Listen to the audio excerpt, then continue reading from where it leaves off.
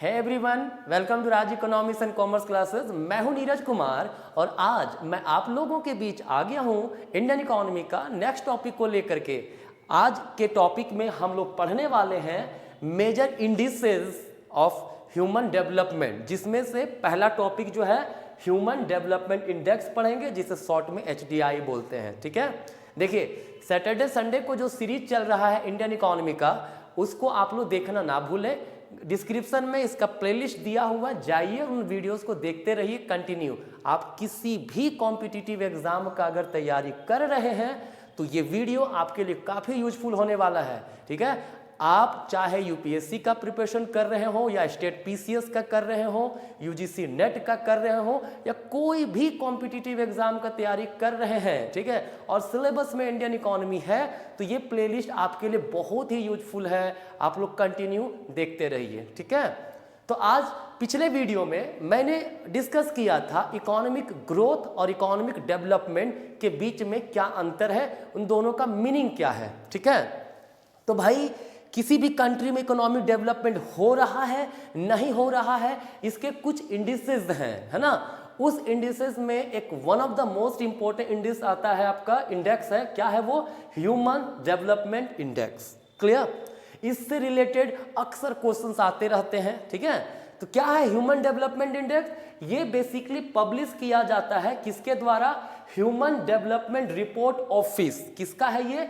UNDP का है, United nation development programme. ठीक है, जो कि पब्लिश करता आ रहा है 1990 से। कब से कर रहा है? फ्रॉम 1990। ठीक है, 1990 से पब्लिश कर रहा है ये, है ना। क्लियर? हर साल आता है, पब्लिश किया जाता है, कौन कंट्री कितना डेवलप कर रहा है, कितना उसका रैंक है, क्या इंप्रूवमेंट हो रहा है, इसका रिपोर्ट हर साल पब्लिश किया जाता है। ठीक है, देखिए ये बेसिकली ये जो इंडेक्स है, it was first developed by Pakistani economist Mehboob ul Haq economist थे पाकिस्तान के। ठीक है, उन्होंने इसे डेवलप किया था, राइट। और उसके बाद अमर्त्य सेन के द्वारा इसे और भी बेहतर तरीके से पेश किया गया, और इसी को, ये जो कॉन्सेप्ट था, इसको UNDP ने एक्सेप्ट किया और 1990 से पब्लिश करना शुरू कर दिया, ह्यूमन डेवलपमेंट इंडेक्स। ठीक है, कहा जाता है, अगर हम लोग बात करें इसमें कौन से डायमेंशन का यूज होता है और उसके इंडिकेटर्स क्या क्या हैं, ठीक है, तो आपका आता है ये 3 जो है, इन तीनों को शामिल किया जाता है। ठीक है, 2010 से इनइक्वालिटी को भी इसमें इंक्लूड किया गया है, बट बेसिक यही 3 है। कौन कौन? लॉन्ग एंड हेल्थी लाइफ, जिसका इंडिकेटर्स होता है लाइफ एक्सपेक्टेंसी एट बर्थ के समय लाइफ एक्सपेक्टेंसी क्या है। ठीक है, इसको बताता कौन है? Life expectancy, long and healthy life के बारे में वही बताता है, लाइफ एक्सपेक्टेंसी। ठीक है, किसी कंट्री का लाइफ एक्सपेक्टेंसी अगर काफ़ी बेहतर है, ठीक है, तो उसका मतलब हेल्दी लाइफ काफ़ी बेहतर है, उस कंट्री का हेल्थ केयर बहुत ही अच्छा माना जाता है। ठीक है, दूसरा नॉलेज, मतलब एजुकेशन से रिलेटेड है। इसमें 2 चीज़ों को शामिल किया जाता है, एक्सपेक्टेड ईयर्स ऑफ स्कूलिंग, मतलब क्या एक्सपेक्टेशन है, कितने साल बच्चे पढ़ रहे हैं, and mean years of schooling, मतलब उसका एवरेज स्कूलिंग कितना कर रहा है, क्लासेस कर रहा है। ठीक है, इन दोनों को शामिल किया जाता है इस डायमेंशन में, नॉलेज वाले डायमेंशन में। ठीक है, तीसरा decent standard of living, standard of living कैसा है, ठीक है, किसी भी कंट्री का, है ना।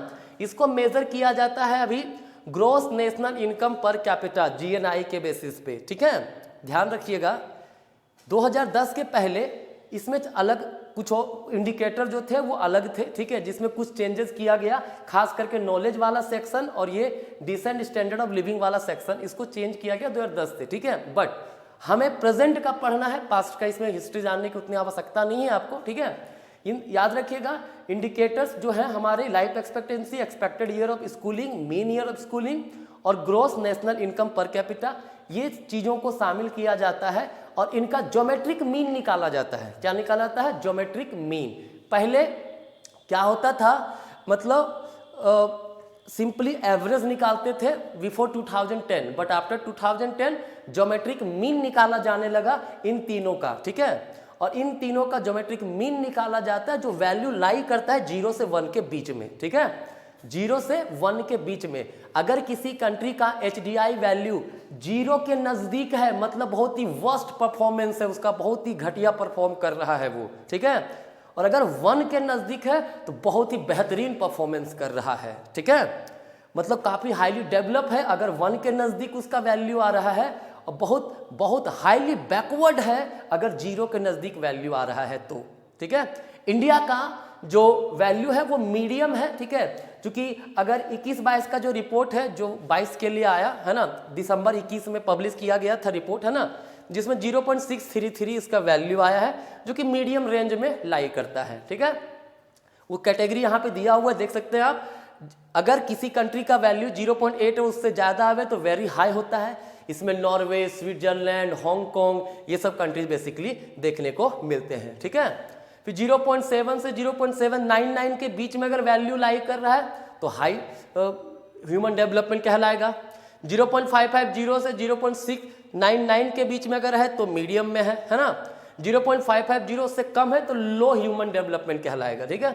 उम्मीद है इंडिया काफ़ी जल्द जो है इस मीडियम रेंज से ऊपर उठ के हाई में पहुंच जाए। ऐसा अगर सब कुछ सही चला, जैसे पॉलिसीज बनाए जा रहे हैं उसके अकॉर्डिंगली अच्छा काम हो, तो ऑब्वियस सी बात है India will inter into high range of human development, ठीक है। बट एक थोड़ा सा समस्या है भाई, क्या इंडिया का रैंक जो है, अगर 2022 के लिए जो रिपोर्ट आया दिसंबर 2021 में, उसमें रैंक खराब हो गया इंडिया का दो। पहले 2021 का जो रिपोर्ट था उसमें इंडिया का 130th रैंक था, ठीक है, जबकि अब 132 रैंक हो गया। क्लियर, लगभग 190 कंट्रीज के आसपास, अराउंड में, लगभग मैं बोल रहा हूँ, लमसम ये एग्जैक्ट फिगर नहीं है, लगभग 190 या 191 कंट्रीज के बीच में, है ना, इंडिया का रैंक 132वां है, 132nd रैंक है, जो बहुत अच्छा रैंक नहीं है। क्लियर, चूंकि अगर एवरेज निकाला जाए वैल्यू, पूरा वर्ल्ड का एवरेज वैल्यू निकाला जाए तो उससे थोड़ा सा खराब है इंडिया का, ठीक है। ये बहुत ही अच्छा परफॉर्मेंस इंडिया का नहीं है, लेकिन उम्मीद है आने वाले समय में हम लोगों की स्थिति बेहतर होगी, क्योंकि अभी करंट सिचुएशन में इंडिया जिस रेट से ग्रो कर रहा है, जो पोटेंशियल इंडिया के पास है, वो पोटेंशियल वर्ल्ड के किसी कंट्री में नहीं है। ये हमें भी पता है, आपको बहुत ही अच्छे से ये बात पता है, ठीक है।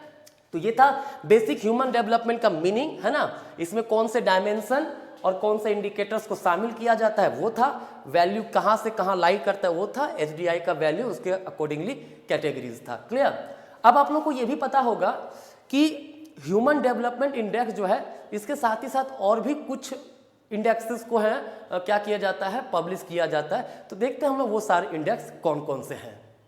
तो HDI के रिपोर्ट में इंडिया का कुछ इंफॉर्मेशन वो देख सकते हैं। लाइफ एक्सपेक्टेंसी जो इंडिया का था 21 में 67.2 ईयर्स था। स्कूलिंग जो था expected year 11.9 years and mean years जो था 6.7 ईयर्स, ठीक है।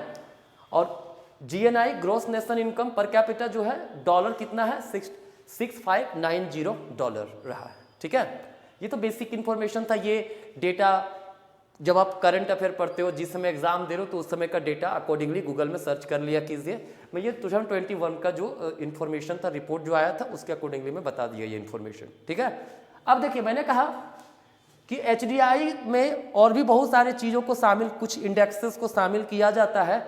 अब वो इंडेक्स क्या है हमारे, एक होता है inequality adjusted human development index या IHDI, ठीक है। इसको HDI में शामिल किया गया, इनइक्वालिटी को, है ना। ये क्या रिप्रेजेंट करता है, it indicates a percentage loss in HDI due to inequality. Inequality होने के कारण इंडिया जैसे देश में आपको पता है इनइक्वालिटी पाया जाता है काफी ज्यादा, ठीक है। तो उस इनइक्वालिटी के कारण क्या लॉस हुआ HDI में, वो मेजर करता है IHDI, ठीक है। IHD value of India in 2019 जो था वो 0.537 था, ठीक है। ये एक इंफॉर्मेशन है, current information, you can Google it, ठीक है। नेक्स्ट है जेंडर डेवलपमेंट इंडेक्स, GDI जिसको बोलते हैं।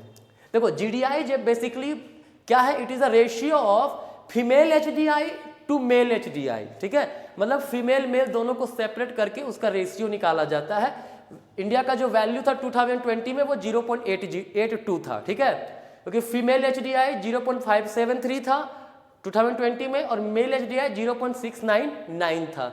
इन दोनों का रेशियो निकालेंगे तो 0.82 हमारा आएगा, ठीक है, जो कि किस में था, 2020 में। क्लियर, उसके रिपोर्ट के अनुसार। तो ये था जेंडर डेवलपमेंट इंडेक्स। देखिए इसमें क्या है ना, अगर जो वैल्यू हमारा है, ठीक है, फीमेल का स्टेटस क्या है वो पता चलता है, ठीक है।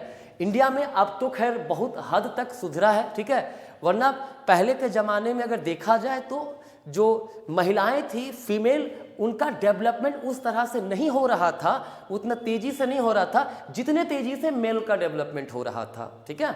तो अब लेकिन सिचुएशन बदल रहा है, लोगों का थॉट्स चेंज हो रहा है, एजुकेशन बढ़ रहा है, तो अब फीमेल को भी वो प्रायोरिटी दी जा रही है हमारे समाज में, जो कि बहुत ही अच्छा साइन है हमारे कंट्री के डेवलपमेंट के लिए, ठीक है।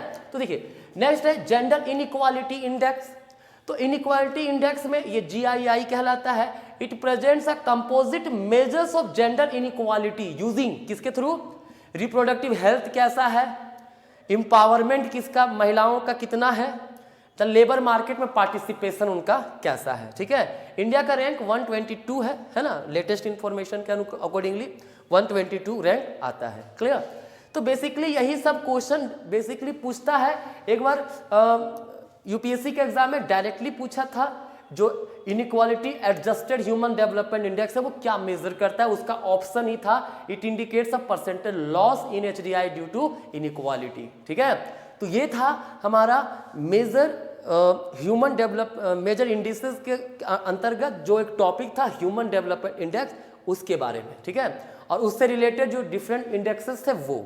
क्लियर, इसमें अब आगे हम लोग ये इंडेक्सेस को पढ़ लिए हैं, है ना, और भी कई इंडेक्सेस हैं जैसे हैप्पीनेस इंडेक्स, उन सब चीज़ों के बारे में भी हम लोग एक एक करके जानेंगे।